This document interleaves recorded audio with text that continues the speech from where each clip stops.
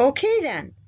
So in chapter 9, we're going to talk about personality development. We're going to take a look at alternative views.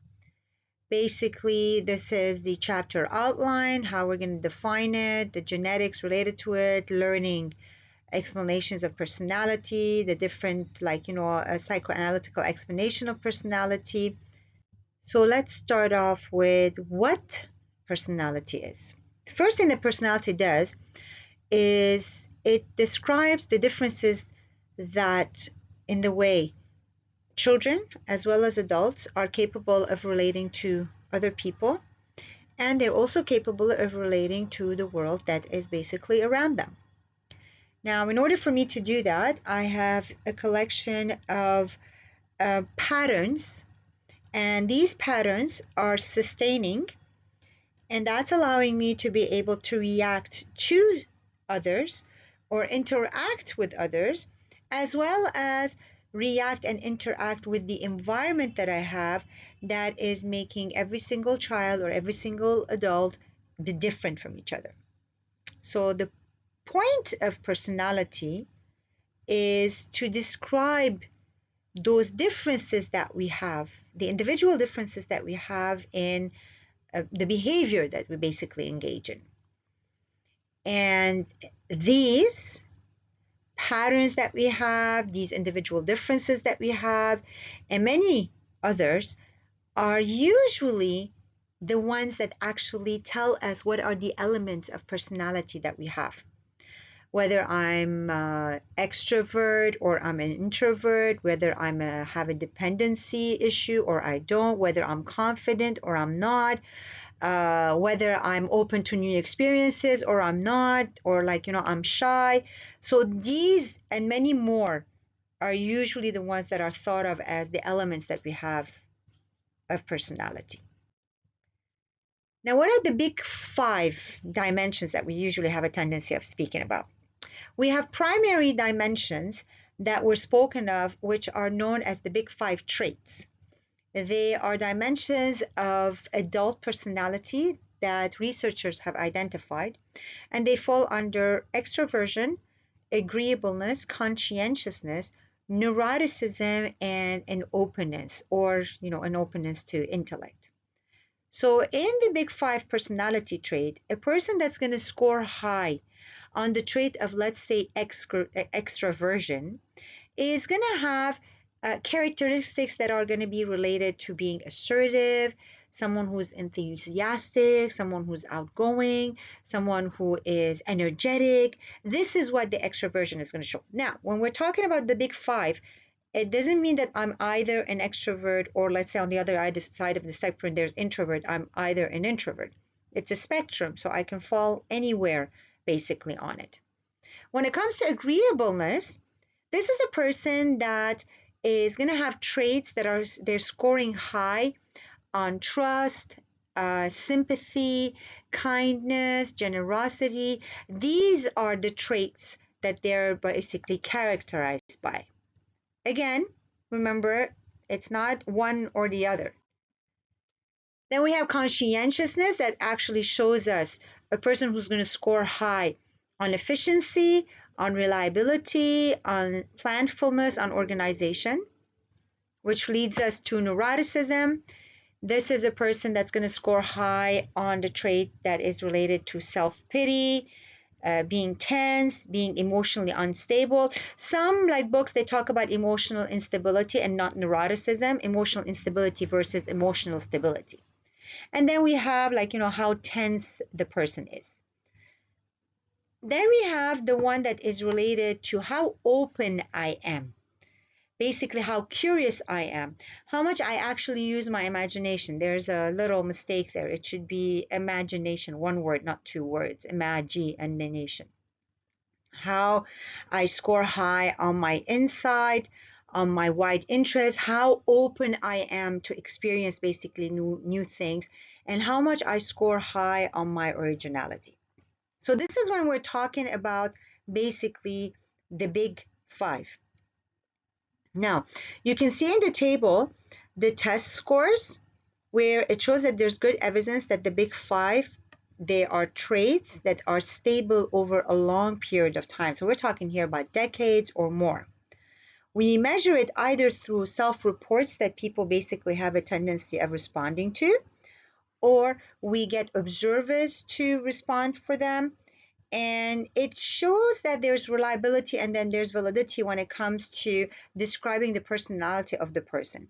And you can see in the table the traits: extroversion, agreeableness, conscientiousness, neuroticism, and openness. This is basically known in psychology. We refer to it as OCEAN, where it's the abbreviation.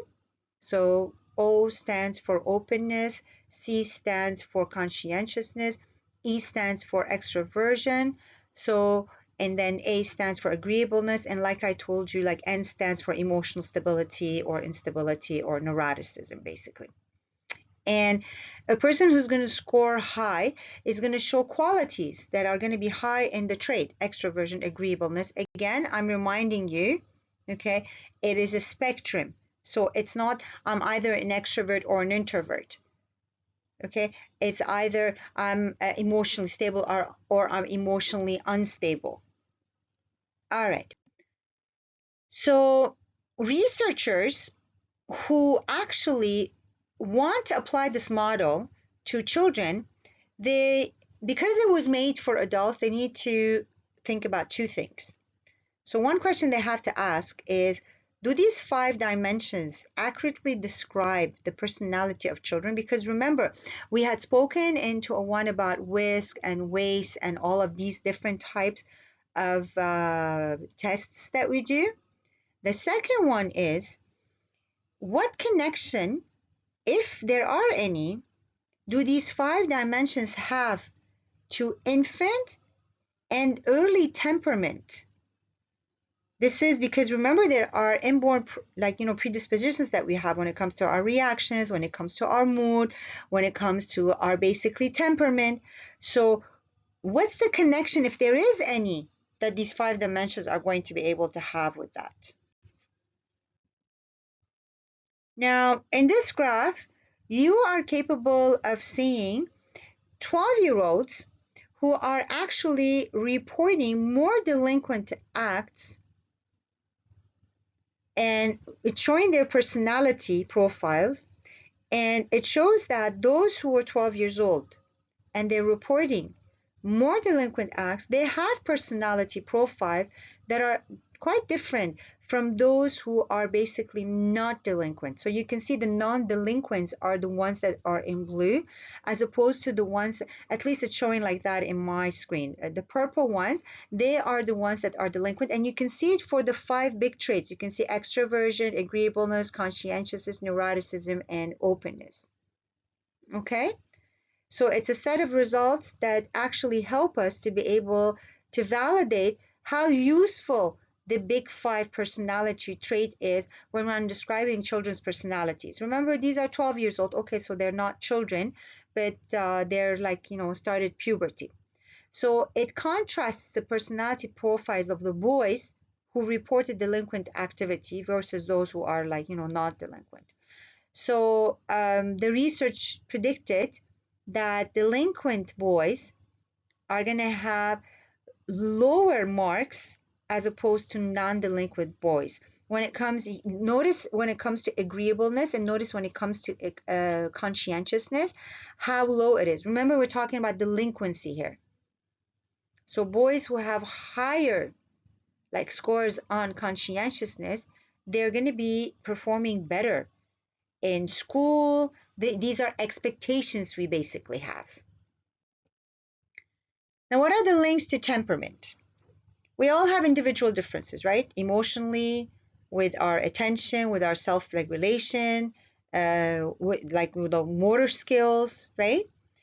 And the links to temperament when it comes to Big 5 shows that our individual differences in all of these, that children are consistently displaying in all situations and in all settings that they're basically in. So the distinction between the temperament and the personality is, if you want, something like the difference between, when we spoke about phenotypes and we talked about genotypes, it's like that. The genotype is going to set the basic pattern, but the outcome that I'm going to end up having is going to depend on the way the basic pattern is going to be affected by me experiencing X, Y, Z. So that specific experience is going to be the eventual outcome of it. So it's like that, if you want, temperament and personality. Remember, I've said this before, children are born with a temperament, not with a personality, okay? So what are the dimensions of temperament? These are things we already taken in 201, if you remember. There's 3 levels: difficult, easy, and slow to warm up temperament. So Plowman proposed 3 dimensions. He spoke this is like, when we're talking about the dimensions of temperament. The activity level of the child, the emotionality of the child. We were talking primarily like, when they are behaving in a negative way, basically, and the sociability of the child. So Jerome Kagan, who has focused on only a single dimension as opposed to the other ones, he called his dimension the behavioral inhibition of what most people mean by when they say shyness, basically. So this is part of the reason why it is extremely important for us to be able to know the temperament of the child and according to that work with it. Now, many theories are now emphasizing 5 key dimensions when it comes to temperament, and they're exploring the links between these and the big 5 that we spoke about, the big 5 factor that we spoke about before. So let's start off with the activity level. A tendency that I have to be moving vigorously, often, rather than to be, immobile or passive. So whenever there's high activity, that's going to be hypothesized to be a precursor, if you want, for me to be able to know that I'm probably going to score in the big 5 traits as an extrovert. So there was a link that was found with one longitudinal study in Sweden that actually showed that. The other one is an approach or that positive emotionality. This tendency for me to move towards rather than, away from new people, moving towards them, moving towards new situations, moving towards objects. So this is going to be related, it's accompanied most of the time by emotions that are going to be positive emotions. So it's kind of going to fit into the big 5 where we're talking about sociability. And that also seems to be another precursor when it comes to extroversion again. And it may even be a precursor of what is later on is going to be measured as what we know as agreeableness. So now we've got extroversion, we've got agreeableness that are fitting with the big 5 factor. Then they spoke about inhibition and anxiety. This is the flip side of the approach. It's a tendency for me to be able to respond with the withdrawal that I have from new people, withdrawal I had that I'm from objects. So it's exactly the opposite of what we were talking about before. So I'm responding with fear. And the precursor here is going to be that shyness that I'm going to show, and that's going to display itself in my everyday language as well. So when I'm talking about the big 5 factor model, inhibition and anxiety is going to be reflected in very low scores when it comes to extroversion, and it's also going to be low in scores when it comes to my openness to experience new things. It might even contribute to high scores when I'm later on in my life, when I'm in emotional stability versus emotional instability, which is otherwise known as neuroticism. So they did research and they found out 4-year-old Sadie appears to have a high degree of effort-filled control. So see how inhibition and anxiety are showing the flip side of the approach to either respond with fear or to withdraw from basically people. The next one is negative emotionality, irritability, and anger. Here's a tendency for me to respond with frustration. I'm fussy, I'm angry, I'm loud, I'm irritated easily. And naturally, when it comes to frustration, I'm going to have a low threshold for that. Now, this is the concept of what we know as a difficult child. Remember when we were talking about temperament before? And Blessing Plowman called this emotionality. And the obvious precursor for this one was what we're finding out to be neuroticism. So notice with the big five factor model, we've got like ocean, like every single one of them. But with this one, there are some things that are fitting in two things. Like inhibition and anxiety is also showing in the big five factor that it might contribute to high scores on neuroticism.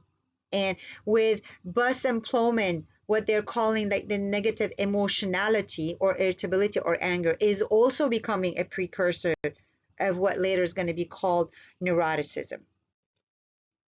Which brings us to effort for control. Remember when we were talking about SATI before? Okay, and task persistence. This is an ability for me to be able to stay focused, to be able to manage my attention, to be able to manage my effort. So it's going to contribute to my ability to be able to adapt.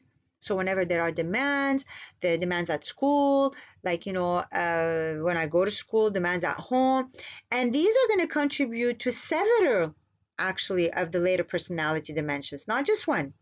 It's going to contribute to conscientiousness. It's going to contribute to agreeableness, how agreeable I am. Remember, we're going back to the big five factor model. And it's going to contribute also to my openness to experience. That was going to come out as aussi. I fixed it. All right. So what about temperament across cultures that we end up having? Daniel Freedom suggested that Chinese and Native American infants showed that they were less active than Caucasian American or Japanese babies. Less active.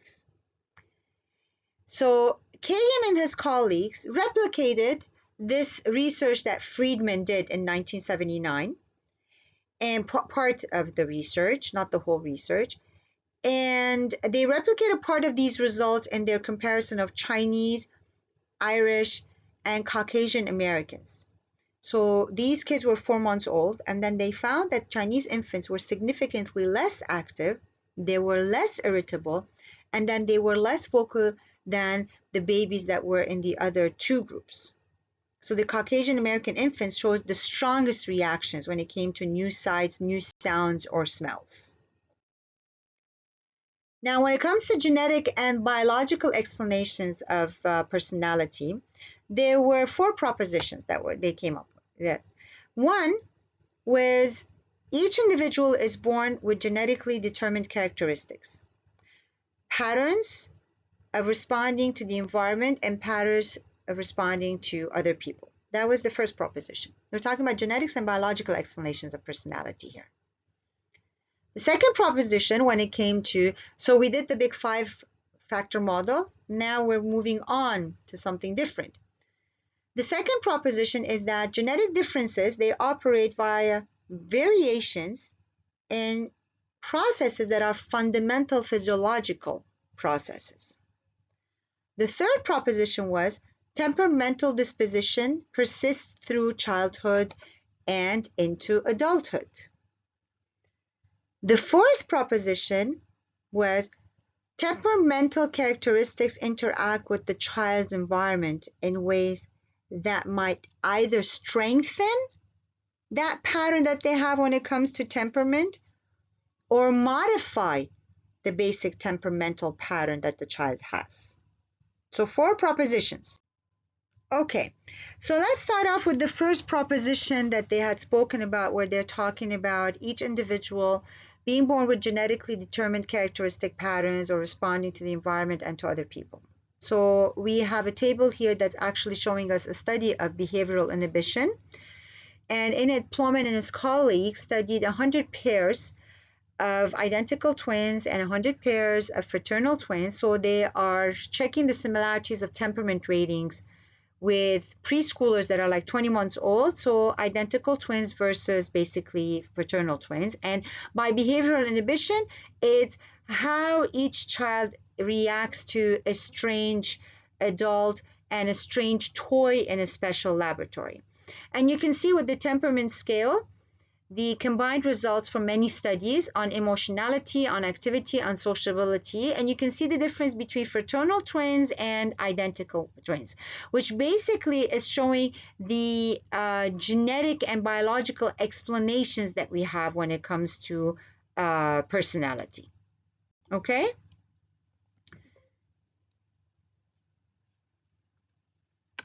Okay, so guys, I made a mistake, so I have to stop at every slide now because I was trying to fix the table so you guys can see it. So it's going to stop and it's going to restart. I'm sorry for that.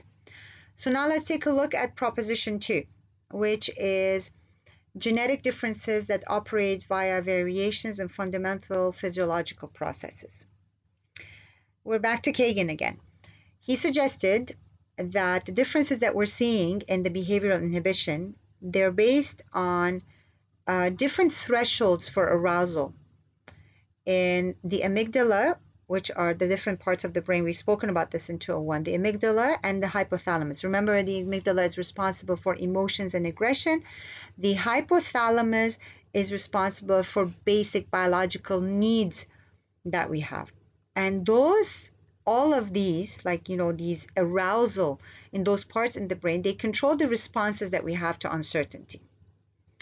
Now, the arousal of these parts of the brain, they lead to increases in muscle tension and heart rate.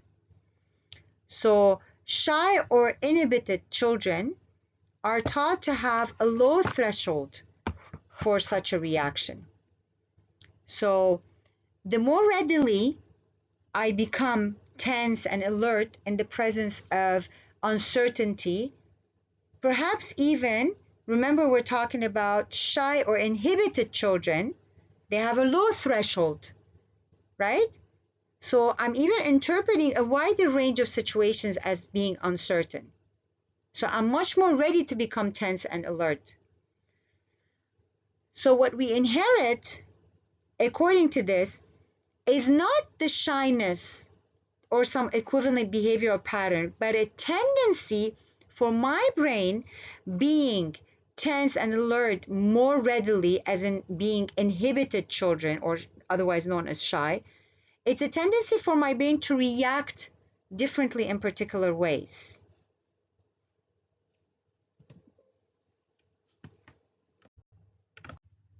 Guys, I'm so sorry for this.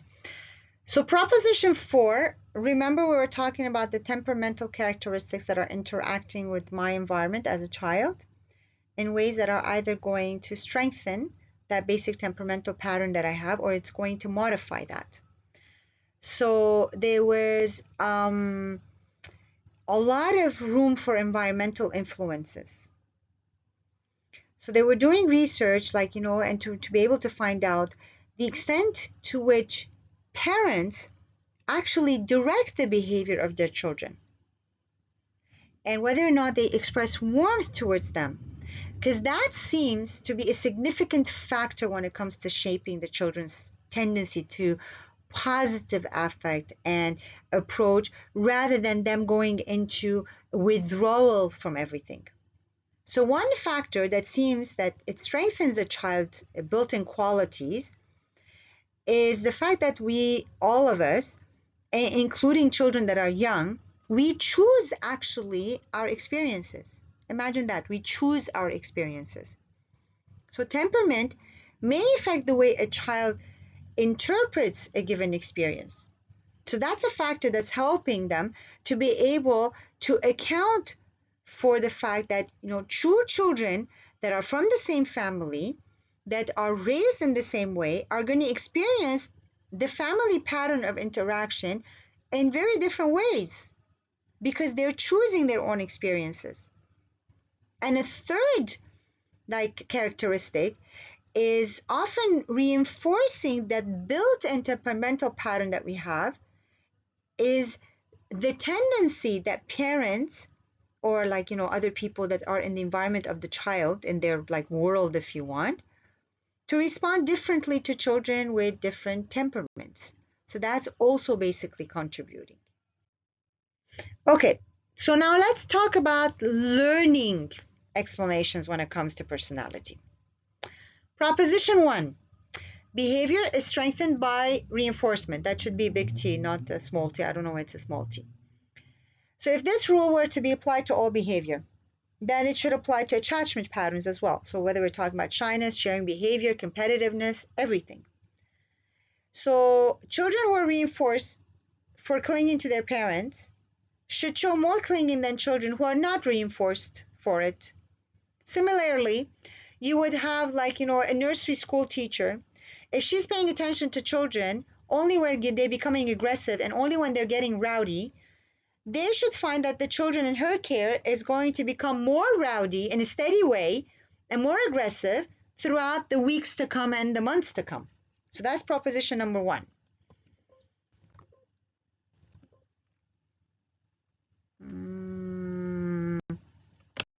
Proposition number two, behavior that is reinforced on a partial schedule. Remember, we talk about fixed ratio, introvert ratio,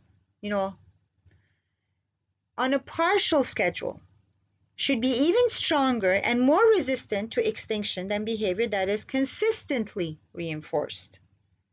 So most parents are inconsistent when it comes to their reinforcement of their children. So most children are on partial schedule. Whether the parents, they do it because they want to do it or whether they do it because it just happens that they do it. But sometimes they reinforce for a particular behavior, but not every single time. So the behavior that is rewarded in this way is going to be persistent, and it's going to be highly resistant to extinction when we're talking about, remember, we're talking about like the theory of learning here when it comes to personality. So partial reinforcement is a major factor in the establishment of this distinctive and stable patterns when it comes to behavior that is going to be defined as the personality of the child. So partial schedule versus consistently reinforcing it. The third one is children learn new behaviors largely through modeling. Remember observational learning with Bandura? So the child who sees their parents taking a casserole next door to the woman who has just been widowed, they're going to learn about generosity. They're going to learn about being thoughtful because that's the behavior that they're seeing their parents displaying. So this child is seeing their parents doing something good. So they're going to, through the modeling, they're going to learn that. But if they see their parents hitting each other when they're angry, they're most likely going to learn violent ways of solving problems. They're not going to have peaceful ways of solving problems or talking. Now, naturally, children learn from television, right? They learn from their peers. They learn from their teachers. They learn from their brothers. They learn from their sisters. So modeling plays a huge role when it comes to the learning theory related to personality. So you can see this little kid by observing and working next to his father. He's not only learning how he's supposed to wash a car, he was also learning his father's attitudes when it comes to work and when it comes to self-efficacy, that he's going to start thinking that I am capable of washing the car the same way daddy is capable of washing the car. Okay, so in this, remember we were talking about observational learning. So in this slide, what they're doing is that children are first, they observed an adult, which was basically in between brackets, the test, a game. This adult was testing a game. And the idea behind it is that the adult model is going to test the game, and then the children are going to see the adult win 20 marbles. And there's a poster near the bowling game where it says help poor children, marbles buy gifts, and under the poster is a bowl with marbles in it. So the participants are seeing the adult model who's donating after winning the game. They're donating half of their only one marbles to the ball. And then the other half of the children were not seeing the model donating the marbles. Okay, so two groups of children. So the model is either preaching about donating the marbles, or the adult model didn't say anything. To some of the children, the adult preached.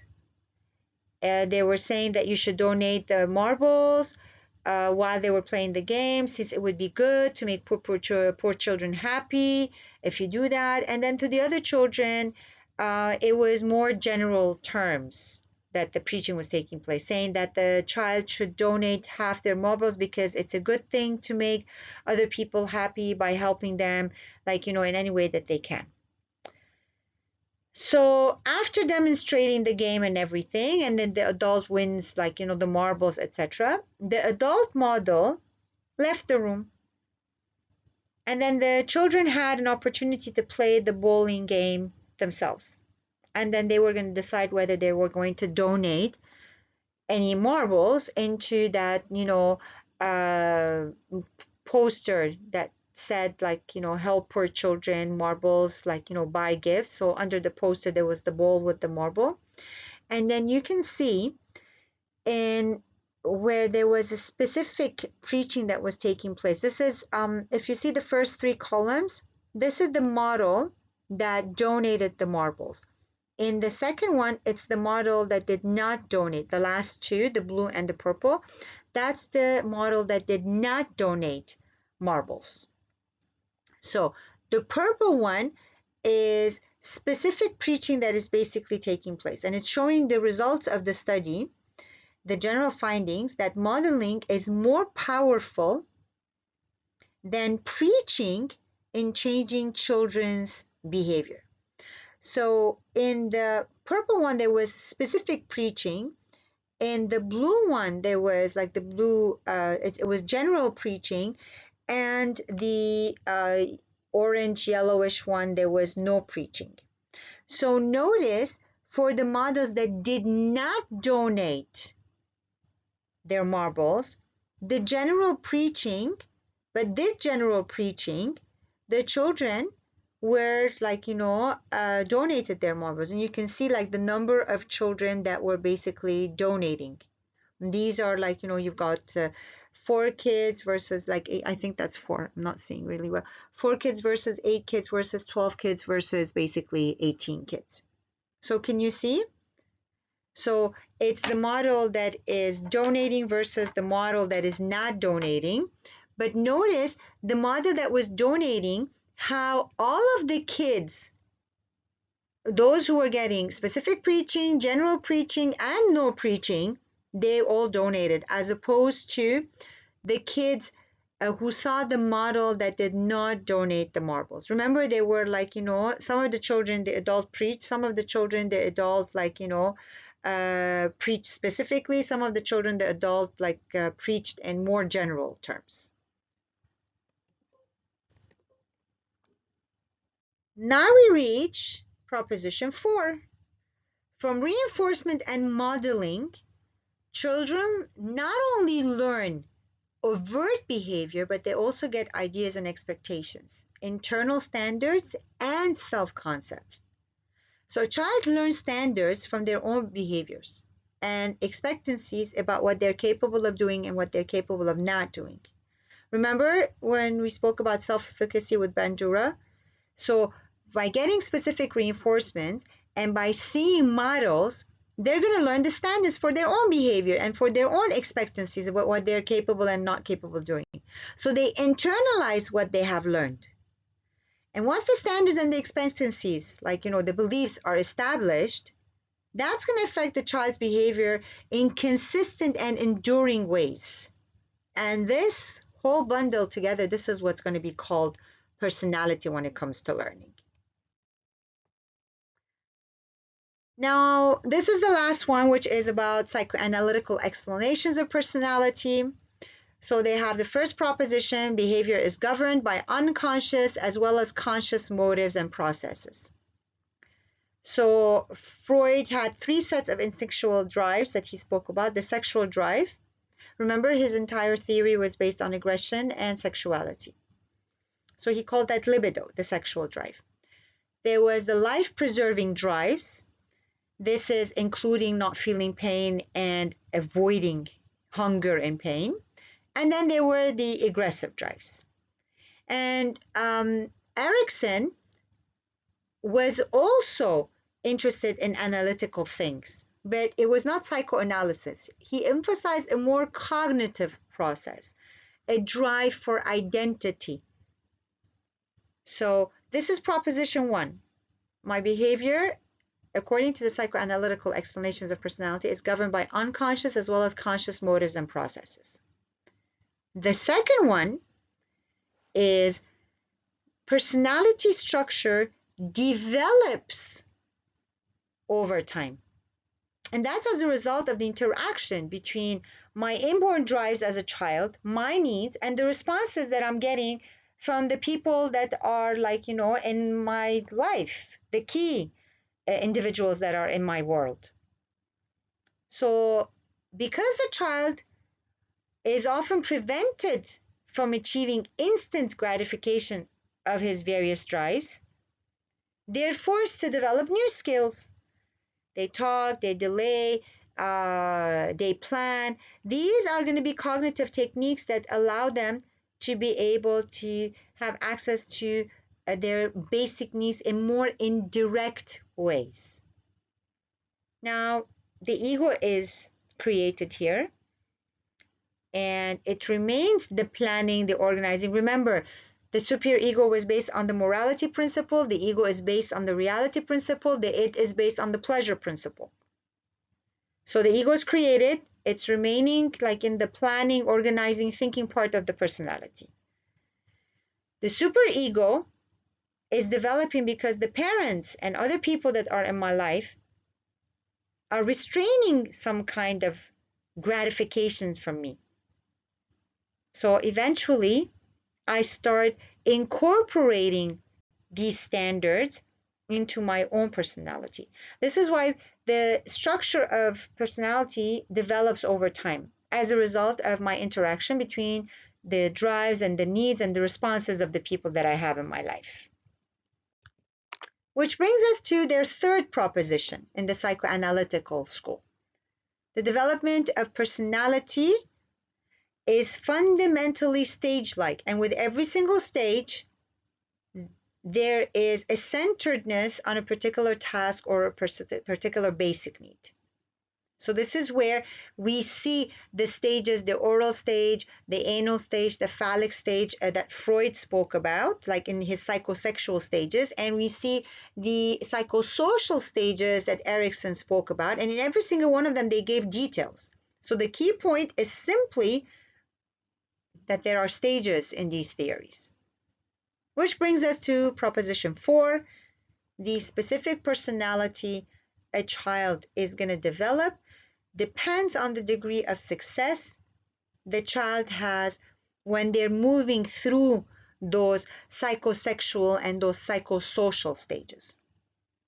So they require a particular kind of supportive environment in order for them to be able to resolve a certain dilemma or to be able to have access to a certain need that they have.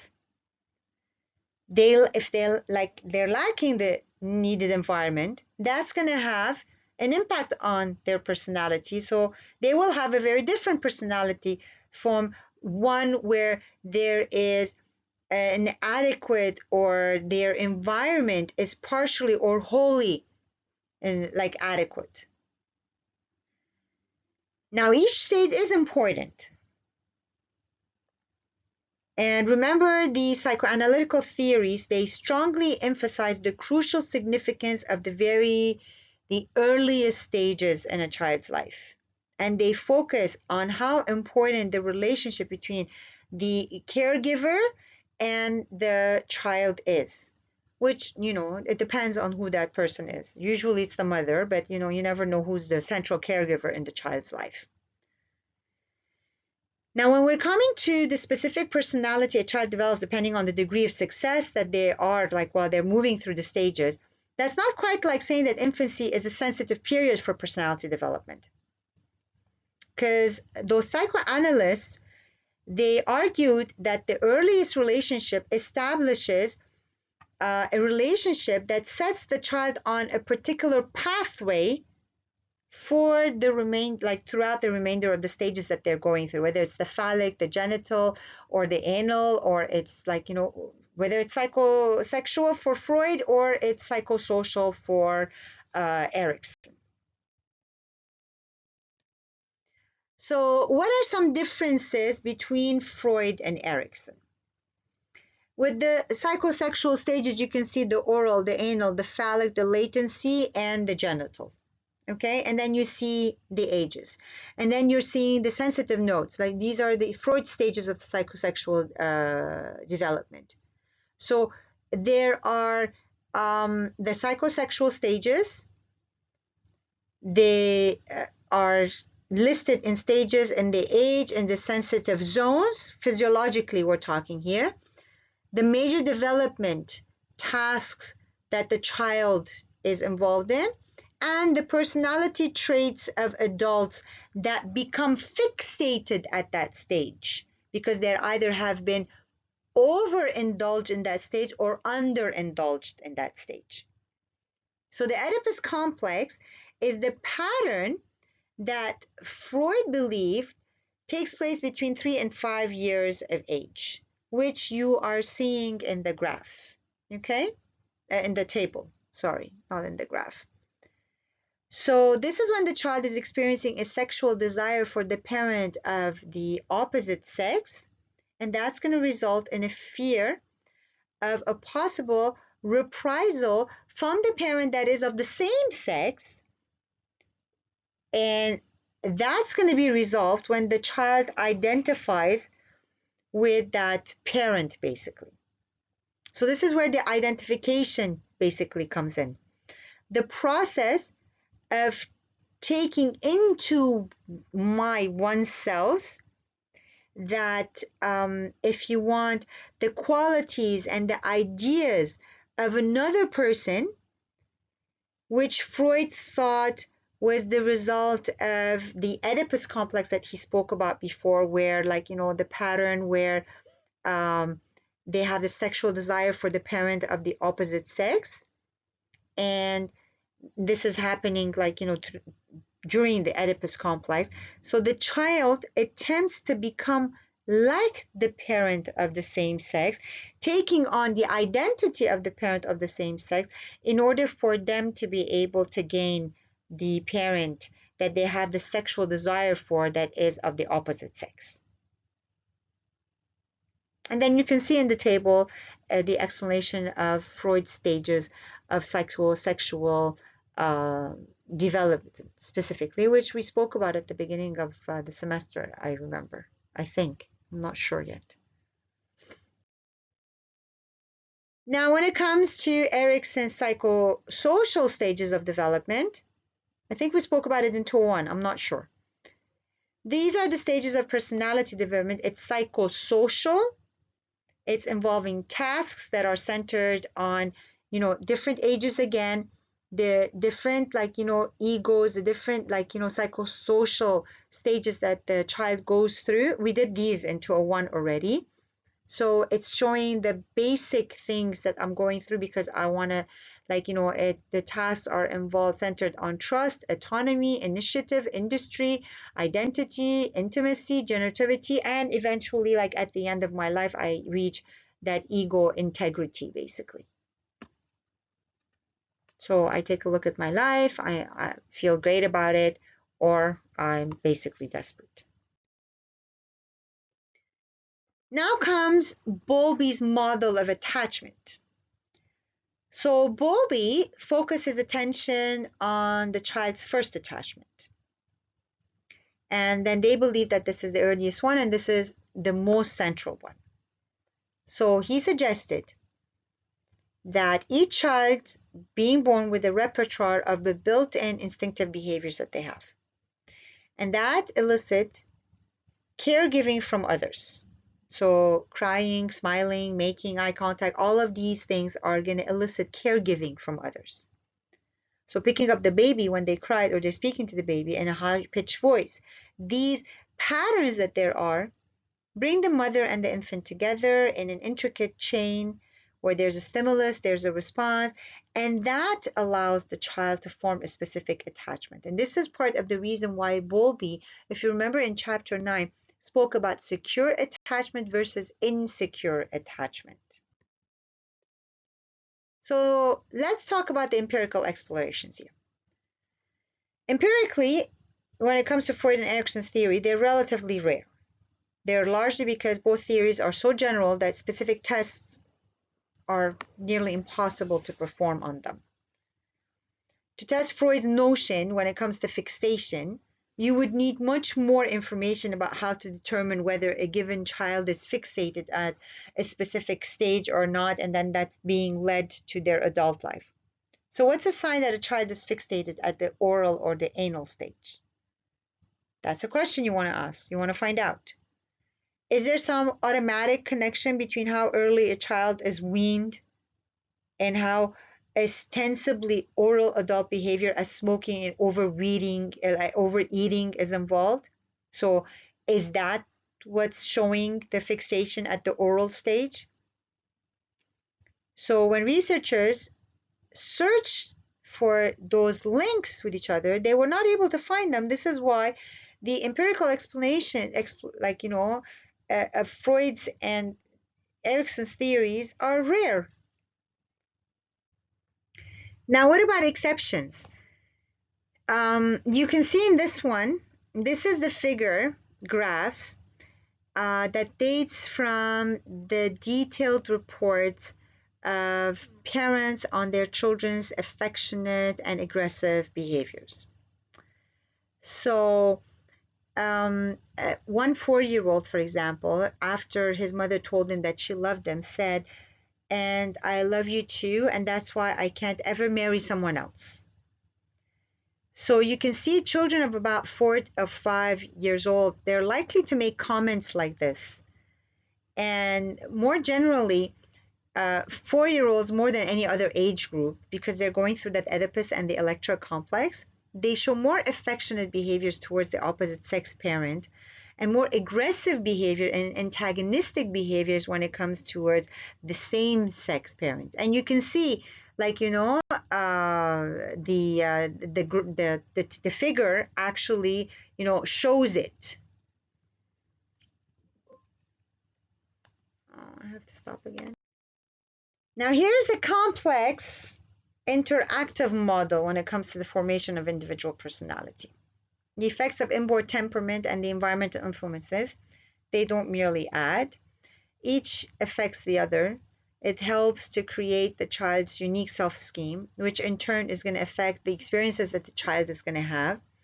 And what developmentalists think when it comes to personality is forces, and there is a complex interactive model that is basically taking place. And you can see one, going from temperament, we're going to personality and individual behaviors, and then the environmental is influencing and it's like leading to the personality behaviors. Then you have 3, the temperament is leading to the personality and behavioral, the individual's behavior.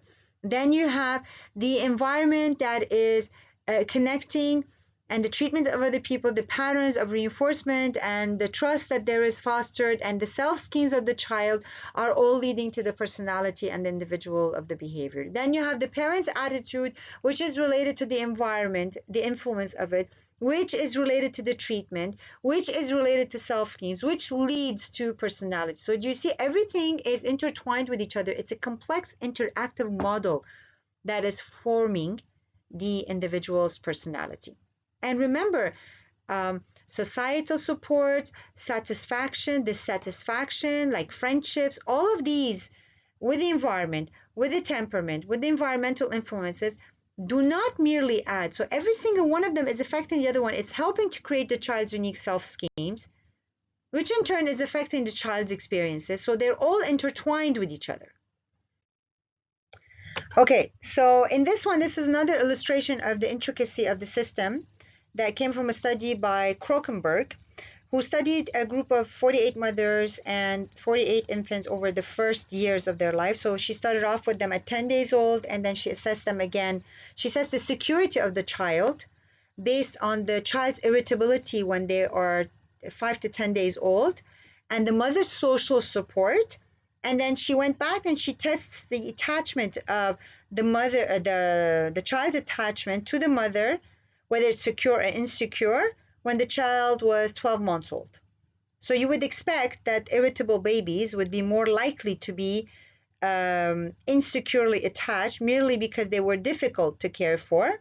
And then you can see when you can see in the table, the child's irritability is high, the mother's social support is low. You have 2 kids that are securely attached, you've got 9 kids that are insecurely attached. When the child's irritability is high, the mother's social support is high, you've got 12 kids that are securely attached as opposed to 1 kid that's insecurely attached.